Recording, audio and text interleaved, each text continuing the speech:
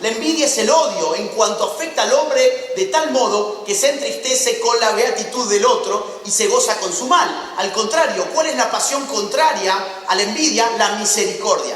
La misericordia es el amor en cuanto afecta al hombre de tal modo que se goza en el bien del otro y se entristece con su mal. Una persona sana se alegra cuando el otro le va bien y se entristece cuando el otro le va mal. Una persona enferma moralmente se entristece cuando el otro le va bien y se alegra cuando le va mal. ¡Uno! ¡Agustín Laje!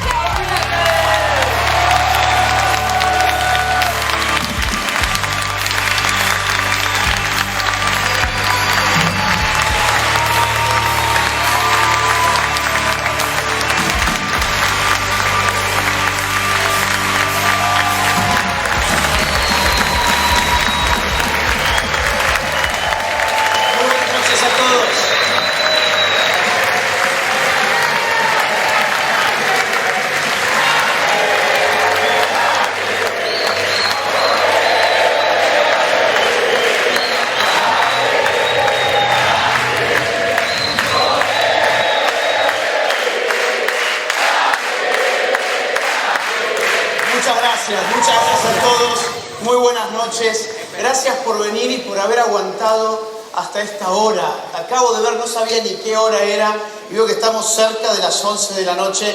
Hemos tenido una jornada impresionante, 1500 personas, incluso lamentablemente quedaron algunas personas allí afuera por un asunto de las boletas que lamentamos muchísimo y se pide disculpas y vamos a hacer todo lo posible por solucionarlo.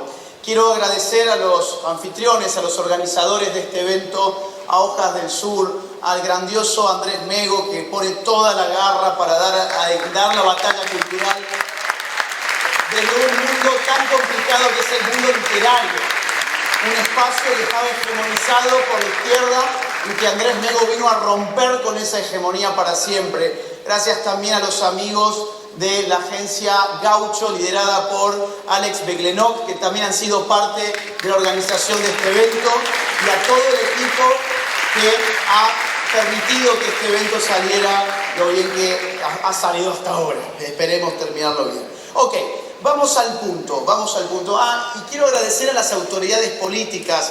Veo aquí al senador electo Agustín Monteverde en primera fila. Gracias, Agustín, gracias por venir. Santi, sos vos, ¿no? Yo me voy a poner los anteojos. Santiago Santurio, diputado nacional, una de las grandes espadas que tenemos en el Congreso Nacional. Pido disculpas si se me pasa alguien. Nicolás Mayoraz, ¿dónde está Nicolás? A ver, Nicolás Mayoraz, diputado nacional también, muchísimas gracias. Gracias por haber venido. Y al primer intendente de La Libertad Avanza, Diego Valenzuela. ¿Dónde está Diego Valenzuela? Ahí Diego. Gracias por venir, Diego. El primer intendente de La Libertad Avanza.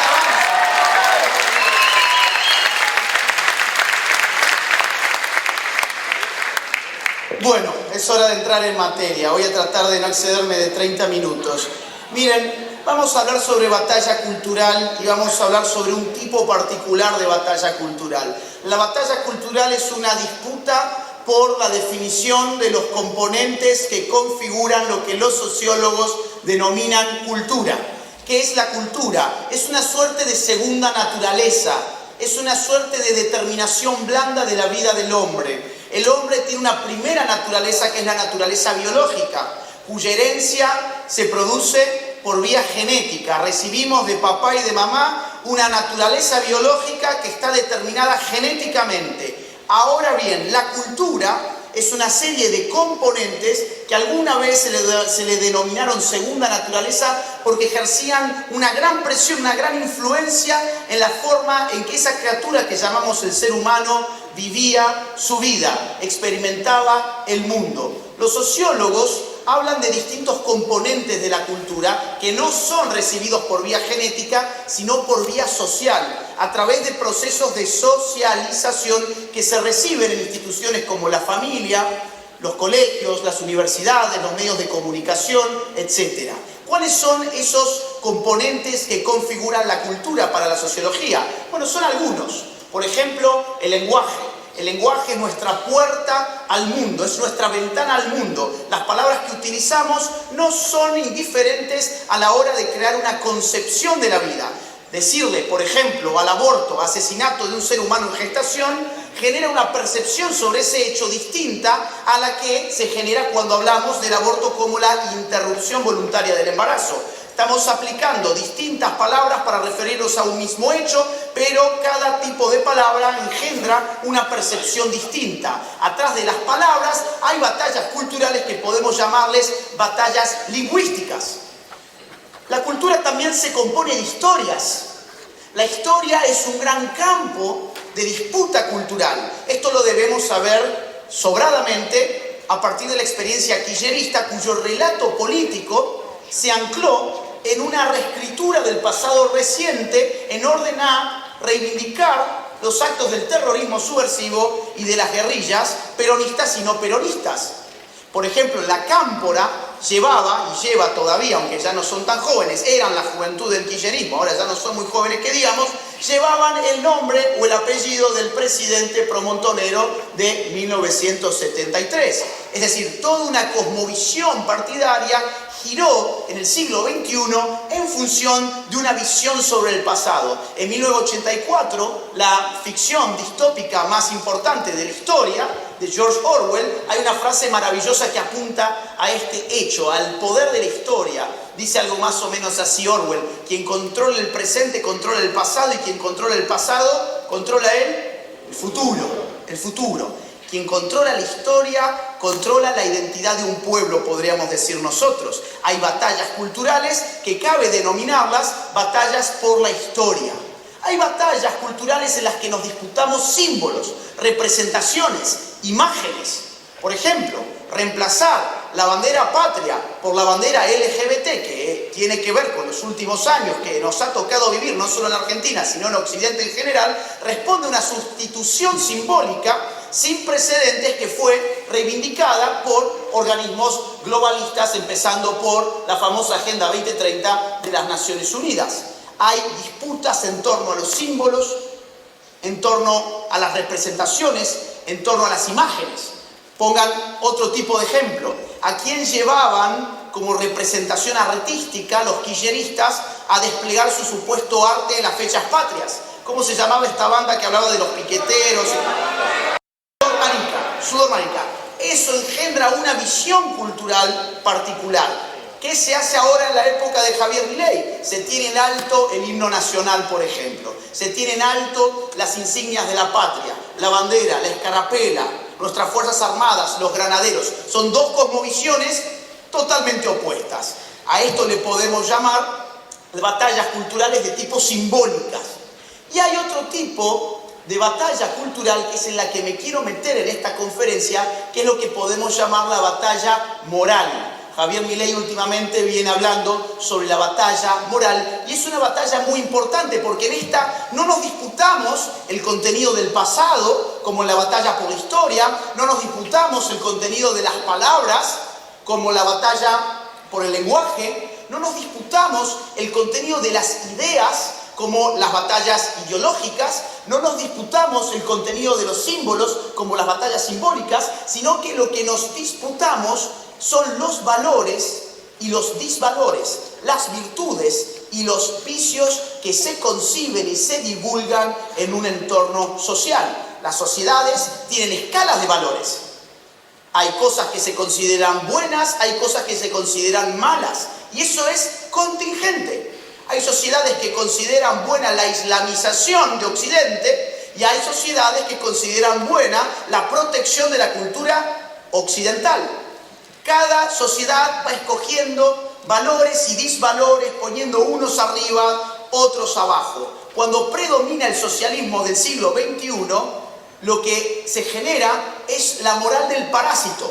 La moral del parásito es la moral de aquel que resigna su libertad individual y su correlato, que es la responsabilidad individual, a cambio de entregar estas dos virtudes, que son virtudes para un libertario, las entrega al político de turno a cambio de un supuesto salvataje llamado justicia social. Se hace reo del Estado, se hace un siervo voluntario del Estado y toda la escala moral empieza a sucumbir. Vamos a hablar entonces sobre batalla cultural en clave moral. ¿Cuál es el elemento, el componente moral o inmoral en este caso, que la izquierda amasija, de la cual se aprovecha, que estimula, que difunde, que aprovecha? La envidia. El vicio más grande, y es lo que voy a tratar de probar en esta conferencia si es que puedo, voy a intentarlo, el vicio más grande de todos, que es la envidia, es el vicio en torno al cual la ideología de izquierda, digamos así, cataliza sus apoyos. Y lo voy a probar teóricamente y al final de la conferencia empíricamente, porque con la Fundación Faro hemos estudiado esto en el campo, hemos estudiado esto en la sociedad argentina. Vamos a mostrar al final una serie de números que les va a dejar boquiabiertos, porque vamos a cruzar ideología política con vicios y virtudes morales para terminar de confirmar que atrás de esta disputa no solamente hay ideas, sino que hay una lucha entre el bien y entre el mal. ¿Qué es la envidia? ¿Qué es la envidia? Miren, vamos a tratar de hacerlo muy sintético, después me voy a apoyar con algunos filósofos.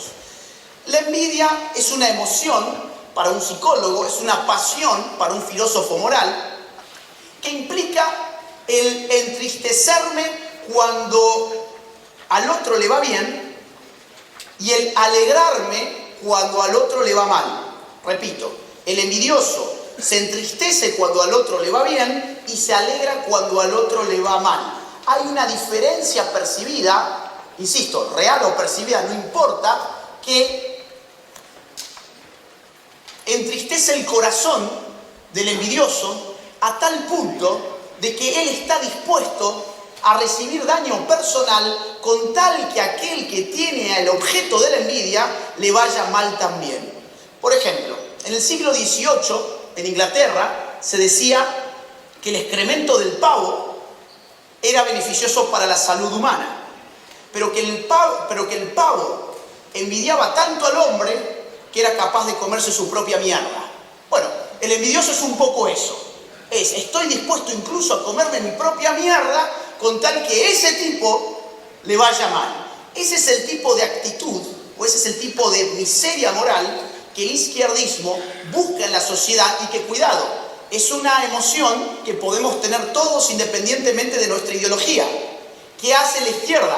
Toma esa emoción y la racionaliza ideológicamente, diciéndole a aquel que la padece que en realidad esa persona está buscando justicia social.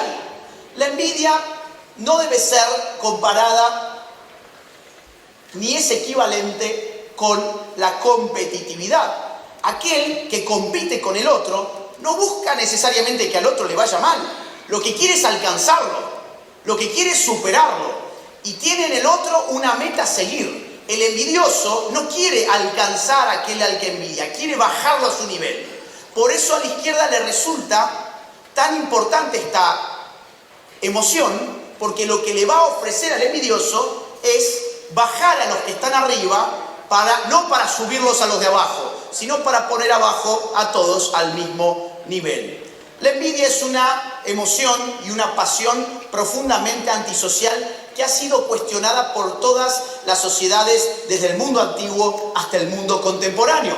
Si hacemos una revisión un poquito arbitraria, un poquito rápida de efectos ilustrativos, ya encontrábamos entre los antiguos la idea de que los dioses había que temerles porque eran envidiosos. ¿Y cuál era el efecto de que el dios o los dioses fueran envidiosos? Que ninguno debía sobresalir, que ninguno debía tratar de superarse más de la cuenta, porque Némesis, que era lo contrario de la ibris, le iba a bajar rápidamente. Tenemos un pasaje en Heródoto muy interesante, en donde Creso le pide a Solón que le declare el hombre más feliz del mundo en virtud de sus riquezas y en virtud de sus conquistas. Y le dice, Solón. Creso, me haces preguntas sobre cuestiones humanas y yo sé que la divinidad es en todos los órdenes envidiosa y causa de perturbación.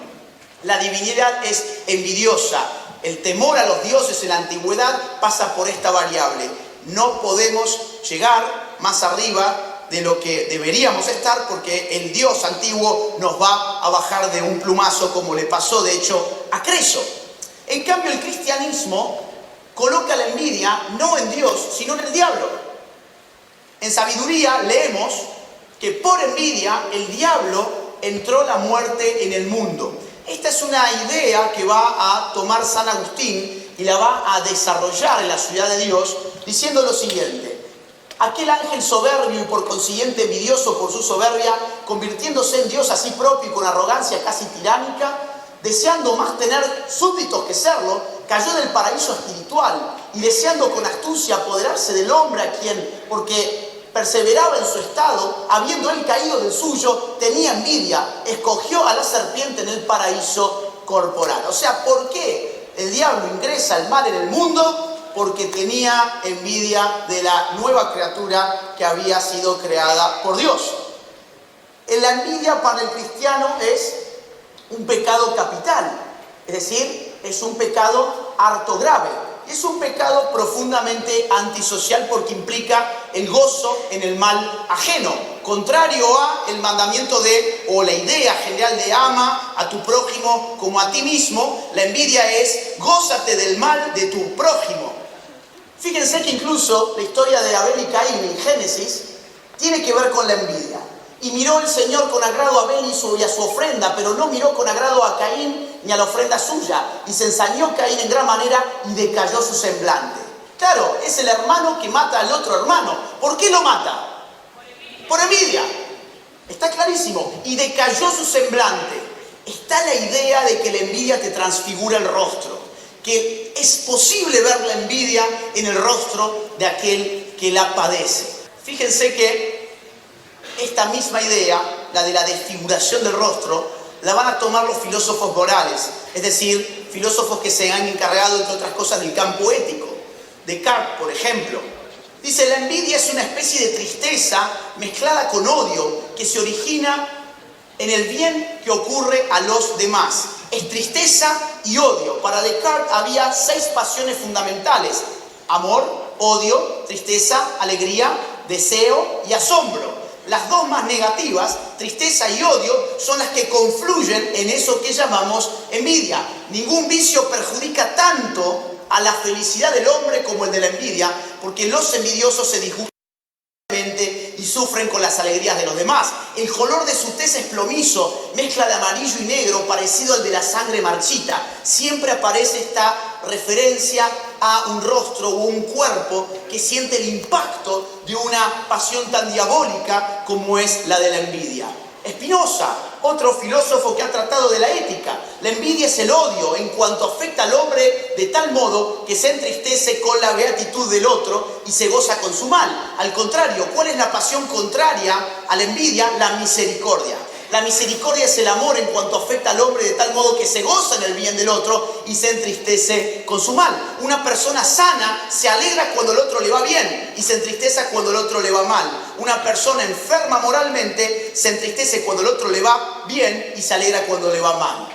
Dice Francis Bacon, y esto ya nos acerca más al punto nuestro, otro filósofo más o menos contemporáneo de aquella época, dice: parientes cercanos y colegas de oficina, igual que aquellos que se han educado juntos, tienden en gran manera a envidiar a los iguales cuando estos ascienden. La razón es, esto les trae ante los ojos con reproche sus propias condiciones. Se inculca con más frecuencia en su memoria, incitándoles también a que se comparen con otros. Esto es muy, muy importante, síganme con esto, por favor. Francis Bacon se da cuenta que la envidia se genera entre los próximos. Es decir, es muy raro que yo le tenga envidia a Bill Gates, a quien ni conozco. Yo en todo caso le tengo envidia a mi compañero de colegio que tuvo las mismas oportunidades o más o menos las mismas oportunidades que yo, pero él tomó una serie de decisiones que lo llevaron arriba y yo tomé otras decisiones que me hundieron. ¿Cuál es el sistema que a partir del siglo XVIII empieza a igualar el trato del Estado para con los individuos? Ese sistema se llama capitalismo. Antes del sistema capitalista, la sociedad estaba férreamente estratificada en forma piramidal. Lo cual significa, si yo nacía siendo noble, moría siendo noble. Si yo nacía siendo campesino, moría siendo campesino. El campesino no envidiaba al noble, porque no tenía la humillación de saberse superado por alguien que con arreglo a su propio esfuerzo llegó más alto que él. El capitalismo es el sistema político y económico que más envidia causa por razones estructurales, y es que nos permite a todos ser tratados de la misma manera, pero no vamos a tener todos el mismo resultado, porque el resultado depende de la libertad individual, y ese resultado en términos económicos significa qué capacidad y astucia tengo yo para servir al prójimo con buenos bienes y buenos servicios a buenos precios. Y ahí se dan una serie de fenómenos muy interesantes. Por ejemplo, quizás un verdulero ha servido al prójimo en términos de masas mucho mejor de lo que lo ha hecho un filósofo. ¿Por qué creen ustedes que el filósofo termina siendo anticapitalista? Exactamente. ¿Por qué la intelectualidad es anticapitalista?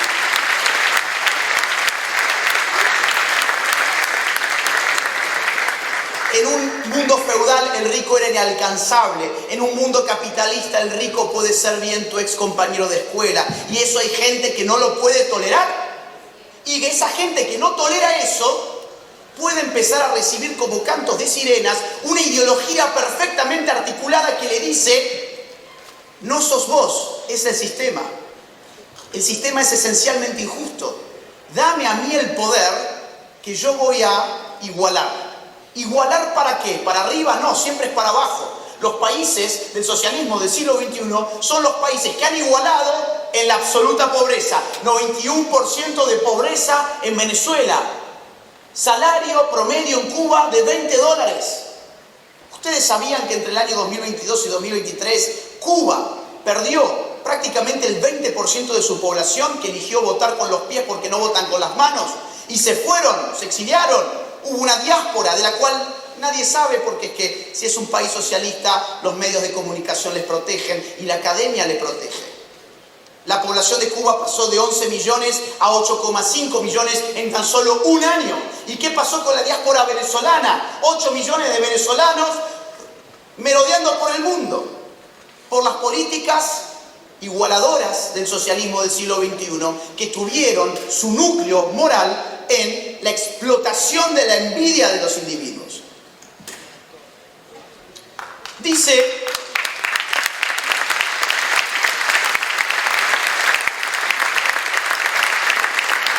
la envidia ha sido censurada moralmente en todas las sociedades porque frena el desarrollo. Miren esto en la Biblia, Génesis. Sembró Isaac en aquella tierra y ese año cosechó el 100 por 1. Yahvé lo bendijo y el hombre se engrandeció hasta hacerse muy poderosa. Poseía rebaños de ovejas y rebaños de vacas y muchos criados, y los filisteos le tuvieron envidia. Todos los pozos que habían cavado los siervos de su padre en tiempo de su padre Abraham, los cegaron los filisteos rellenándolos de tierra. ¿Qué significa? Frena el desarrollo. El envidioso frena el desarrollo y empieza a generar culpa en el productivo. El productivo empieza a esconder sus logros, a esconder su progreso. ¿Por qué? Por miedo a algo llamado el mal ojo. ¿Qué es el mal ojo? El mal ojo del envidioso, del cual todas las culturas se han cuidado siempre. En otros tiempos, pensando que eso era una forma de magia negra, el envidioso se le adjudicó, por ejemplo, en la Edad Media, la idea de que era un personaje con capacidades espirituales destructivas. Dice Helmut Schweck, un sociólogo que ha estudiado el fenómeno de la envidia, que cuanto más posible sea el hecho de que en una sociedad cada individuo actúe como si no existiera la envidia, tanto más grande será, generalmente hablando, el progreso económico y el número de las innovaciones. El clima social más adecuado para el pleno y libre desarrollo del hombre se logra allí donde el sistema oficial normativo, las costumbres, la religión, la sabiduría popular y la opinión pública se hallen orientadas como si no hubiera que tener ninguna consideración con respecto al envidioso. Muy interesante. Las sociedades que logran desterrar la envidia o que logran que su sistema cultural censure la envidia son sociedades que progresan porque valoran la libertad individual, la responsabilidad y el progreso económico. En cambio, las sociedades que hacen ideología de este vicio moral son las sociedades que terminan empobreciéndose. Esto es un estudio de hace varias décadas, en el siglo XX, de Schweck, que tiene más vigencia que nunca. Hay algo que está asociado a la envidia y es lo que llamamos resentimiento. Resentimiento no es exactamente lo mismo, sino que es un paso más allá de la envidia. Hubo un filósofo alemán, Max Scheler, que estudió el resentimiento desde una óptica fenomenológica a fondo. Dice Scheler, en el resentimiento se trata de una determinada reacción emocional frente a otro, reacción que sobrevive y revive repetidas veces, con lo cual ahonda y penetra cada vez más en el centro de la personalidad, a la par que se va alejando de la zona expresiva y activa de la persona. La idea es que el resentido reactualiza permanentemente aquello que le ha ofendido hasta el punto de hacerle explotar en su personalidad. El sentimiento de venganza, la envidia, la perfidia, la alegría del mal ajeno y la maldad entran en la formación del resentimiento. Solo ahí donde no se lleva a cabo ninguna superación moral, en la venganza, por ejemplo, un sincero perdón, ni una acción, por ejemplo, el amenazar con el puño, lo cual no sucede cuando una conciencia más intensa aún de la impotencia inhibe tal acción o tal expresión. Esto es fundamental. El resentido se sabe impotente. El resentido podría terminar con su resentimiento de una forma muy simple, o cagándose a trompadas, o perdonando.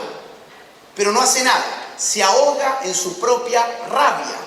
Precisamente como no tiene una salida concreta en la acción, o del perdón, o de la violencia, el resentido no puede dejar de sentir aquello que le revienta por dentro, la envidia.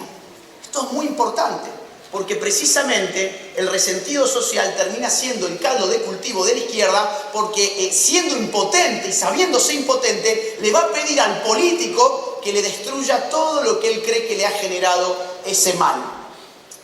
Estudios empíricos. Con este marco teórico, que he tratado de resumir un poco a las corridas, les quiero contar que esto se ha estudiado en el terreno. En el Derecha Fest de Córdoba, yo traje una serie de estudios de Estados Unidos, no los voy a repetir aquí, ustedes, algunos están filmando, pueden sacarle fotos para verlo después con detenimiento. Yo mostraba y decía, lamentablemente en Argentina no tenemos estos estudios hechos con la sociedad argentina, con lo cual yo me tengo que limitar a mostrarles los de Estados Unidos. Por ejemplo, aquí, en el año 2013, se estudió la correlación entre ideología política y envidia, y se vio que cuanto más iba a la derecha, menos envidia había, cuanto más iba a la izquierda, más subían los niveles de envidia.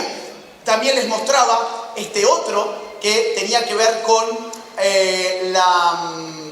la salud mental de las personas, y veíamos cómo las funciones eran inversamente proporcionales según la ideología política. Nivel de salud mental autorreportada, cuando te ibas a la derecha había gran salud mental, cuando te ibas a la izquierda había grandes problemas de salud mental autorreportada. Incluso cuando lo veíamos según distintas demografías, por ejemplo, hombres, mujeres, raza, edad, ingreso, veíamos que en todos los casos las personas de derechas eran significativamente más felices y más sanas mentalmente en los Estados Unidos que las personas de izquierdas. Si vos tomabas a un afroamericano de derechas, era significativamente más feliz y sano mentalmente que el afroamericano de izquierdas, y lo mismo pasaba con mujeres, hombres, jóvenes, adultos, pobres, ricos y demás. Todo esto fue explicado y lo tienen explicado en mi ponencia de la Derecha Fest de Córdoba. Bien, ahora yo dije, y la Fundación Faro dijo, hagamos un estudio similar. Veamos cómo funciona esto en la sociedad argentina. Y nos pusimos a trabajar en ello. Hicimos una investigación con 4.340 casos. Esto fue entre julio y agosto. Margen de error de 1.49, y básicamente lo que hicimos fue hacer una encuesta, una serie de encuestas en las que determinamos la ideología política de la persona, además de preguntarle sobre cuestiones morales, y después cruzamos la ideología política con sus respuestas morales y nos llevamos una gran sorpresa. Antes de pasar a la cuestión moral, miren qué interesante, digo, esta distribución demográfica según izquierda-derecha, porque esta es la Argentina de hoy. Fíjense que cuando te vas a la cuestión de la edad, vas a tener que los jóvenes de entre 16 y 24 años son la población etaria más de derechas de todas. Es decir, hay futuro para la derecha en Argentina.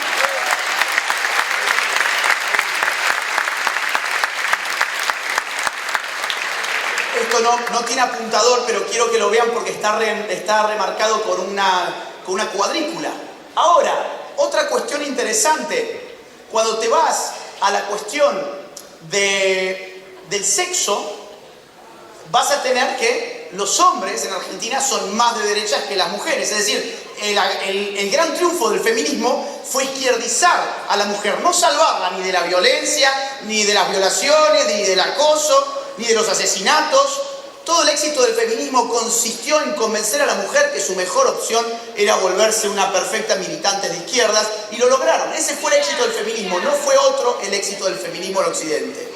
Y si te vas...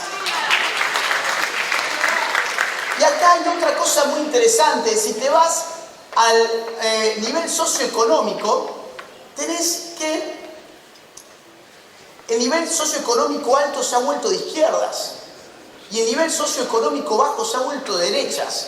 Nosotros nos preguntábamos por qué. Una respuesta posible tiene que ver con los estudios universitarios. Las universidades son una picadora de cerebros y los jóvenes que entran sin una ideología política quizás a la universidad salen pensando como perfectos zurdos adoctrinados. Entonces ahí hay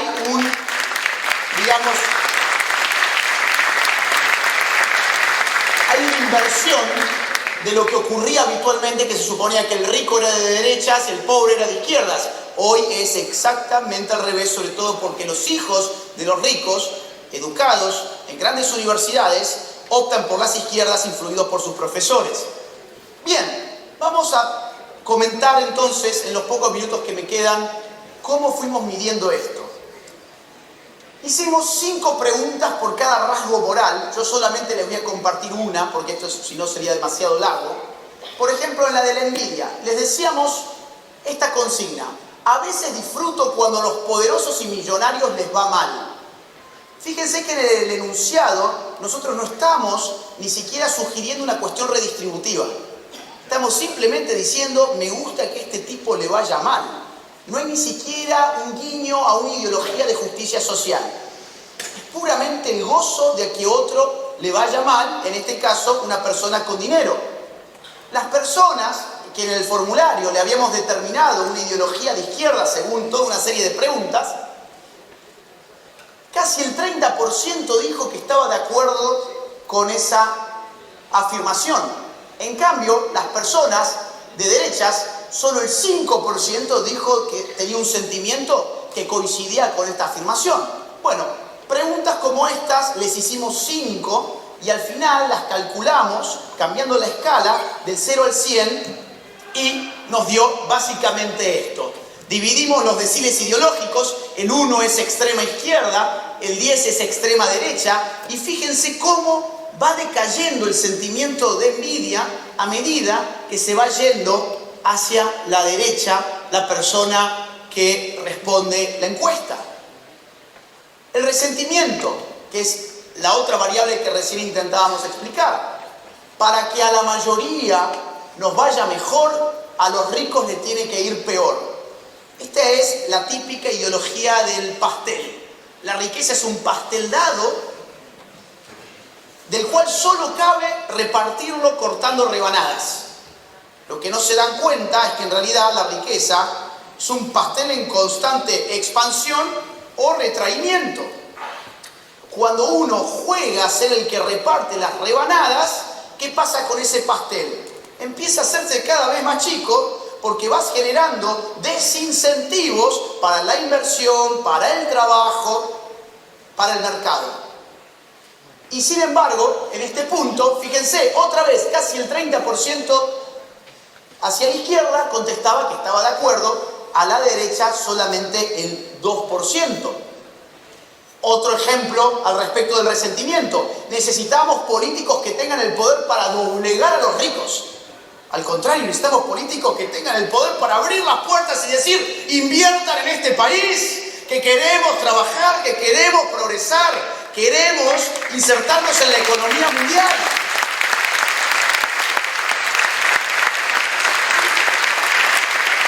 Pero el resentido necesita de un político que use la fuerza que él mismo se sabe impotente, porque el resentido es un impotente.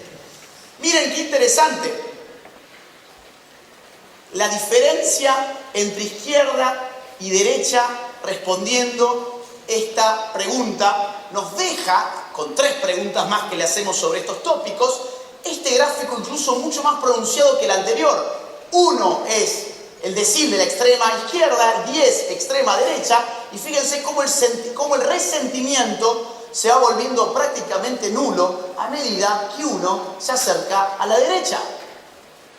También medimos el respeto por la ley, por la norma. Es decir, ¿estamos dispuestos a respetar las normas para vivir en una sociedad sana? Bueno, esta fue una de las preguntas que hicimos. En algunos casos, romper una norma es justificable si el objetivo me conviene.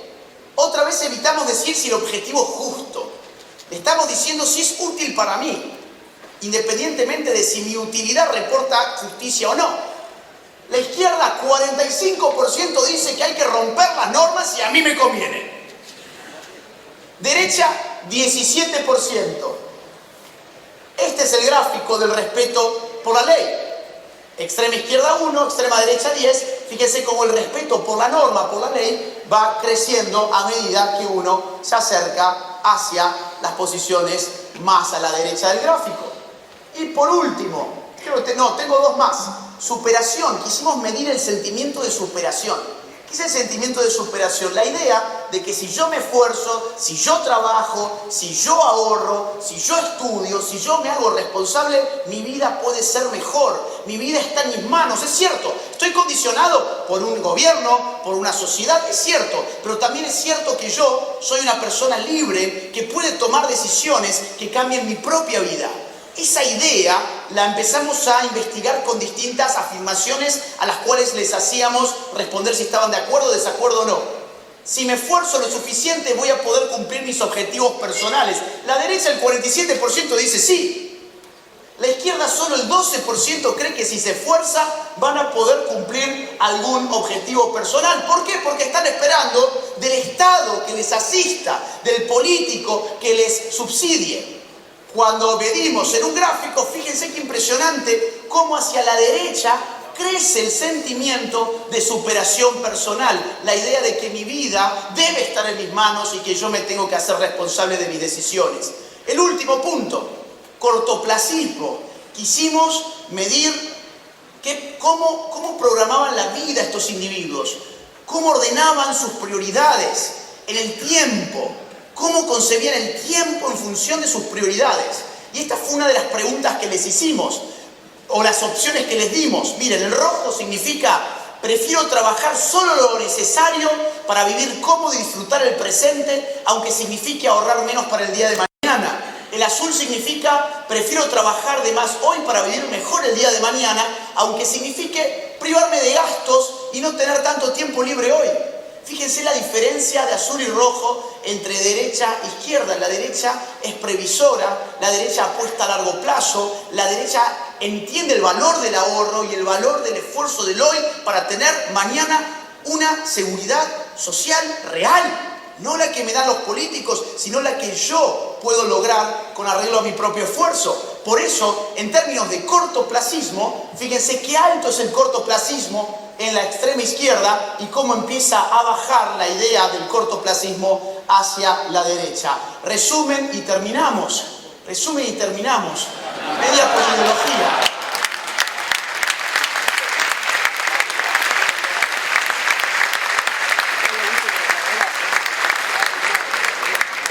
Aquí tienen los números, no se los voy a volver a leer. La conclusión final es muy simple, está estudiada sobre más de 4.300 casos que nos han dado pistas morales sobre qué significa moralmente ser de izquierdas, qué significa moralmente ser de derechas.